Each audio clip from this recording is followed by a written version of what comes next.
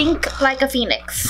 Where would a phoenix be lit? Here, here, here, there. There's a bunch of gold glitter kind of floating around and I don't know what to do with it. Does this look cool? Or does that look cool? This, this, this, this. But this one makes me look like a demon. My contact superpower. Hi everyone, my name is Brittina and I am a self-taught makeup artist and an avid book lover blending the two things I love the most, which are books and makeup. As you can see, today's book look is for Infinity Sun, which is the first book to the Infinity Cycle series by Silvera. If you haven't read the book, Infinity Sun is a fast-paced YA fantasy story that follows two brothers named Emil and Brighton, along with some other fun characters, that get caught up in this urban magical war that's been going on for several spellbinding generations. If you like action-packed urban fantasy settings, super cool and cute LGBTQ characters, and a little bit of romance, then I highly recommend picking this series up, especially since Infinity Reaper, which is the second book to the series, comes out real soon on March 2nd of this year. So if you'd like to see how I put this book look for Infinity Sun all together, then please keep on watching. Starting with a clean bare face, I'm going to prime all over my face and eyes with my favorite primers. I'm then going to messily pack some black cream paint as a base for the eye look and smudge and blend it all with my fingers before going over and setting it with some matte black eyeshadow. I want to do this step first, 1, so it's less messy and I can clean up any areas with foundation and concealer after, and 2, so we have a super solid and opaque base for when we start to create the eye look after. Next, I'm using my everyday foundation and buffing and blending that all out with a foundation brush. And also going under my eyes and on any blemishes with some concealer, using my fingers and a beauty blender to blend all of that together before setting everything with some translucent setting powder. Once everything is set, I'm going to layer yellow, orange, and brown eyeshadows along my cheekbones and around my face and nose, almost like a bronzer or a blush, just to shape out my face and to match the book cover color palette. I'm also going to lay a little bit of those same colors under my eyes as well. With a splatter brush, I'm first splattering across my eyes, being very careful not to get any in my eyeballs, with yellow body paint and using my hand to block any parts of my face that I don't want to get any paint on. And like the rest of my face, I'm slowly going to start layering other colors like orange, red, and black just to add more texture and also to reference the fiery ember-like flecks from the book cover.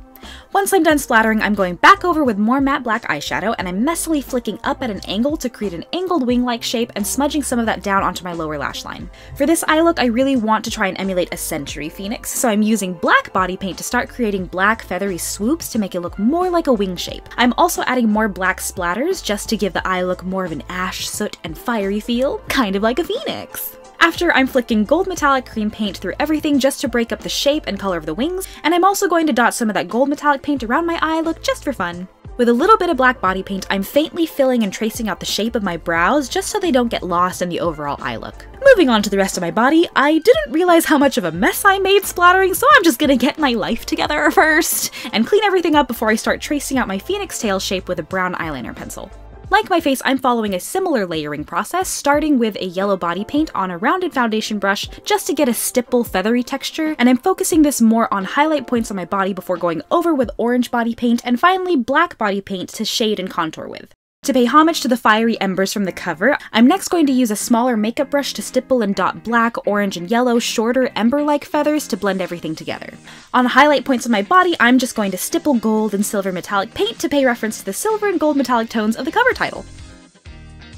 Moving on, I'm starting to paint the shape of my phoenix tail using the same color layering technique as before, starting with yellow, then orange, a little bit of red and brown for depth and shading before tracing everything out again with black body paint. I'm also shading some of the feathers of the phoenix tail with a little bit of black and brown eyeshadow just to add a little bit more contrast so it sticks out from the bright background we just painted. And as a rule of thumb, where there is a shadow, there is a highlight, so to bring a little bit more dimension to the feathers, I'm also flicking white body paint along some of the highlight points of the phoenix feathers. And just for fun, I'm splattering around the phoenix tail with a little bit of black and white body paint.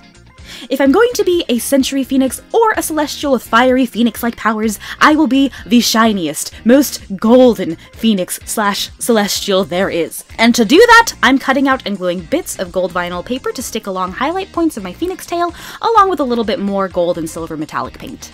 Once that's done, I'm quickly adding a little bit of black eyeshadow to my face contour to tie in the black body paint, and I'm dabbing on some gold foiled copper eyeshadow onto the center of my eyelids, blending in my crease with a little bit more black eyeshadow. To add even more shine, I'm topping that copper shadow with silver and copper cosmetic glitter along with big gold chunky cosmetic glitter bits along the outer crease. And just so the feathers we painted earlier for the eye look don't get lost in all the glitter, I'm retracing some of them in black and gold body paint. And just cause it's so fun, I'm splattering just a teensy bit more black along the parts of my face that I just contoured.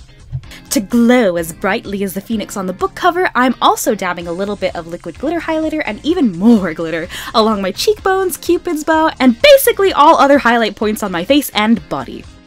After, to really draw upon the glowing fiery embers of the book cover, I'm dotting around my face and eye look with a mix of gold and black rhinestones and pearls, and I'm also gluing more gold metallic vinyl paper along my jawline and cheekbones. Next, I'm curling my lashes in preparation for long, feathery falsies, which I also added some gold glitter to, along with some black mascara along my lower lash line.